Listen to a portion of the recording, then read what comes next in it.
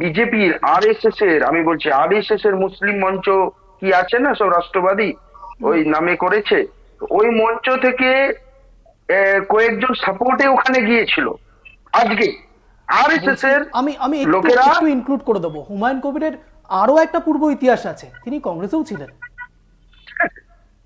না না, আমি সেটা বলছি না, আজকে আচ্ছা, তার আচ্ছা। সমর্থন কে করছে? দিলীপ ঘোষ। তার সমর্থন কে করছে? তার সমর্থন করছে আরএসএস এর লোকেরা।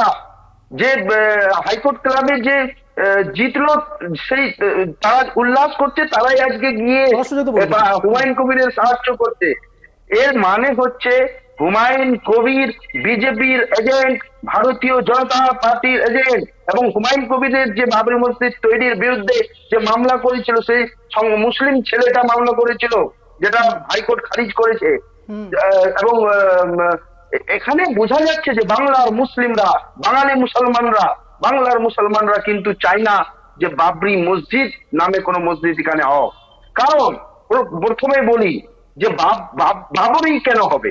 খাজা গরিব নওয়াজের নাম আছে, বড় বড় সাহাবীরা আছে, যারা সুফি ব্যক্তি আছে, তাদের নামে রাজীব হতে গান্ধী পারে। চাইতেন বাবরি এই যে মসজিদ টেনে হোক? আনছে। দাদা বলছি, রাজীব গান্ধী চাইতেন বাবরি মসজিদ হোক? বাবরি মসজিদ হোক, আমি রাজীব গান্ধীর কথাই কেন যাব এখন? এখন তো হুমায়ুন কবিরের কথাই আসছে। না, আমি বলছি হুমায়ুন কবির যে কংগ্রেসের বাবরি ক্ষেত্রে। মসজিদ তৈরি আপনি করছে, আপনি আপনি বলছেন যে তার হুমায়ুন কবিরের বিরোধিতা সঙ্গে আমরা করছি। বিজেপির আতাত রয়েছে, তৃণমূল কংগ্রেসের আতাত রয়েছে কি? অবশ্যই, অবশ্যই। আচ্ছা, আপনি লাইনটা ভুলে গিয়েছেন, বিজেপি ঘুরিয়ে দিন। আর তৃণমূল, বিজেপি আর তৃণমূল দুজনা দুই দলই বাইনারি পলিটিক্স খেলতে চাইছে, মেরুকরণের রাজনীতি করতে চাইছে। বাংলায় শিক্ষার কথা হবে না। এই যে আজকে আমরা ডিবেটে, বাবরি মসজিদের ডিবেটে বসেছি কেন? আজকে এয়ার ইন্ডিয়ার যে ঘটনা, তার ডিবেট কেন হলো না? চাকরি, মানুষের দুর্নীতির কেন হচ্ছে না? মানুষ যে কর্মসংস্থান পাচ্ছে না, তার হচ্ছে না কেন?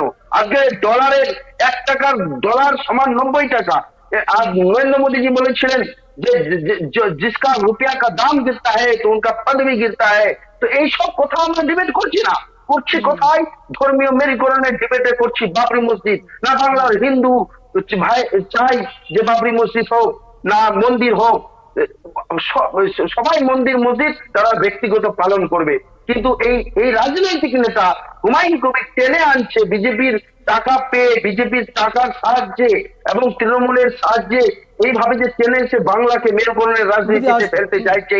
এদের বিরুদ্ধে জাতীয় কংগ্রেস লড়াই করছে এবং লড়বে। আমরা সাম্প্রদায়িক সম্প্রীতি, আজকে আমরা আমাদের প্রদেশ কংগ্রেস সভাপতি শুভঙ্কর দার নেতৃত্বে আমাদের সদ্ভাবনা যাত্রা করে আমরা বললাম সৌভ্রাতৃত্বের কথা। আমরা না মন্দির চাই, না মসজিদ চাই, আমরা কর্মসংস্থান চাই, আমরা দেশের উন্নতি চাই, মানুষের উন্নতি চাই, জনসাধারণ উন্নতি চাই, গরিবের উন্নতি চাই। আর এই বাইনারি পলিটিক্স, এই ধর্মীয় পলিটিক্স খেলা বিজেপি এবং তৃণমূলের ঘৃণ্য কাজ। এর বিরোধিতা আমরা সব সময় করছি আমি এবং আমি করতে আমি থাকবো। এই জায়গাতে আমরা একটু রাজনীতির ধর্মনিরপেক্ষতা, বিশ্লেষণটা চাইবো। বলছি জয়দেব বাবু, একদিকে কংগ্রেস বলছে যে ভাতের লড়াই হোক, কংগ্রেস যখন একথা বলছে তখন বিজেপি বলছে হিন্দু খতরে মে হ্যায়, তৃণমূল কংগ্রেস বলছেন সৌহার্দ্যের কথা, কিন্তু আবার অকপট তৃণমূল কংগ্রেস নাকি ইসলাম ধর্মাবলম্বী মানুষদের তোষণ করছে। সাধারণ মানুষ কোনটা মানবে? 26-এর বিধানসভা নির্বাচনের আগে আমাকে এই বিষয় নিয়ে ডিবেট করতে হচ্ছে, যেমনটা সরাসরি কংগ্রেসের পক্ষ থেকে বলা হচ্ছে, কেন আমরা অন্য বিষয় নিয়ে কথা বলছি না? কি করে কথা বলবো বলুন তো? যেখানে হুমায়ুন কবির বাবরি মসজিদ প্রতিষ্ঠা করে, সেখানে সরাসরি মুখ্যমন্ত্রী মমতা বন্দ্যোপাধ্যায় বলেন যে নাকি অন্য কেউ টাকা দিচ্ছেন। বিজেপির পক্ষ থেকে বলা হয় হিন্দু রাষ্ট্র তৈরি করা হবে। সাধারণ মানুষের কাছে এটি কোন বার্তা যাচ্ছে? আর আমরা সাংবাদিক হিসেবে বা কোন বার্তা দেব? দায়িত্বশীল সংবাদ মাধ্যমের কর্মী হিসেবে আপনারা যা চাইবেন সেটাই কি দেব না, জয়দেব বাবু? সবচেয়ে দুঃখের বিষয় হচ্ছে আমাদের দেশে মৈথিলি ঠাকুর, যিনি ভজন সঙ্গীত গান, তিনি যেতেন, আর অঙ্কের বিশারদ পণ্ডিত কেসি সিনহা, কেশবচন্দ্র সিনহা, তিনি ভোটে হেরে যান। অর্থাৎ আমাদের দেশের ভোটে কৃষ্ণচন্দ্র সিনহা একজন গণিতজ্ঞ হয়ে মানুষের উপকার করতে পারে না, অথচ মৈথিলি ঠাকুর ঠাকুরের গান গেয়ে মানুষের উপকার করতে পারে বা সুযোগ পায়। এরকম আপনি জানেন অবোধ স্যার বিরাট বড় ইনফ্লুয়েন্সার, এবং তিনিও হেরে গেছেন দিল্লিতে। কিন্তু আজকের এই প্যানেলে আপনি দেখুন, একজন গেরুয়াধারী আর একজন আমাদের ইসলাম ধর্মাবলম্বীর মানুষ রয়েছেন, এনারা বড় ইনফ্লুয়েন্সার। কিন্তু একজন গেরুয়াধারী বলছে 14 তলা, নবান্ন, আইপ্যাক নাটক। আর একজন বলছে এখানে যে বাবরি মসজিদ হলে ক্ষতি কি, মন্দির হচ্ছে, রাম মন্দির হচ্ছে, সেখানে বাবরি মসজিদে ক্ষতি কি। আমি যদি খুব না ভুল হই, এখানে যিনি আজকে পীরজাদা রয়েছেন তার কিছু না হলে পশ্চিমবঙ্গের বুকে কয়েক কোটি ফলোয়ার্স রয়েছে। উনি একটা ডাক দিলে কয়েক কোটি মানুষ ওনার পক্ষে দাঁড়িয়ে উনি যেটা সিদ্ধান্ত নেবে সেটাই হবে।